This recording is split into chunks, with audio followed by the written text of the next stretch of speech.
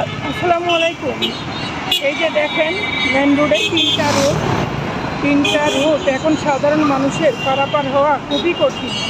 এই যে দেখেন, এই যে একটা রোড, অযথা কেউ পার হওয়া খুব কঠিন। একটা লোকের আপাতত 5 মিনিট দাঁড়াই থেকে হলেও পথ হইতে হয়। এই যে ছুটে গাড়িগুলো যাচ্ছে, এমন ছুটে গাড়িগুলো যাচ্ছে দেখেন, আমি ভয় পেয়ে যাচ্ছি। এই যে লোকগুলো পার হবে খুব রিক্সের ভিতরে। এই যে দেখেন দুইটা গাড়ি ডাবল হয়ে আসছে। এই যে সাধারণ মানুষের কত যে কষ্ট।